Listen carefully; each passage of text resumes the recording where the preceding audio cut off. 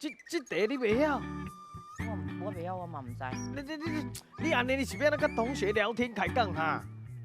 上诶，啊，我即马有同学，你去查者，我即马有同学，诶，就甲你讲我袂晓就袂晓，唔知就唔知嘛。啊，姐莫生气啦，我想歹若无吼袂晓，无咱看一下电视啦吼。迄专家有智慧，啥物拢会晓。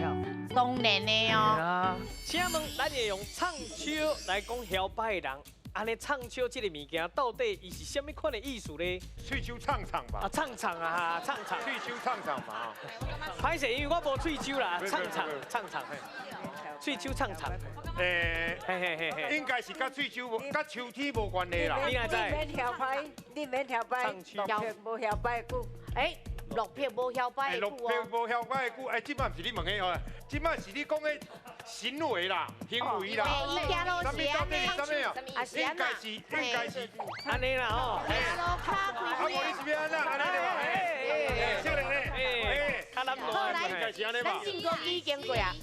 你讲啥话？是啥？因为好手唱，好手唱，伊讲好手唱。唔过等伊就追落来，伊就对落来，我咧想啥？就来伊就应该是，我是袂当唱感觉惊。秋啦。哦。恁敢袂考虑一下生日伫秋天的？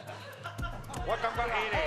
哎呦，最后啊，因为是应该是唱唱秋。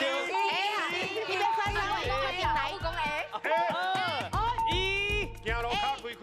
行路卡开开，对唔对？阮感觉应该就是喙手唱唱安尼啦，哦，唱秋。嘿，哦，就唱秋。就直接翻译。直接翻过来就对啦。哦，嘿，咱来看。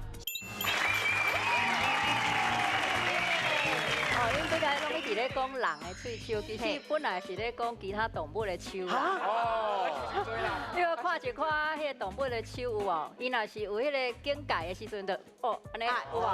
生气啊，是啊，所以讲会用安尼来延伸形容的啦。唱秋就是咱若生气啊，啥就会唱起来，喙秋。唱秋有一个倒变的讲法，就倒变意思的讲法是啥物秋？蜜秋哦。蜜秋对，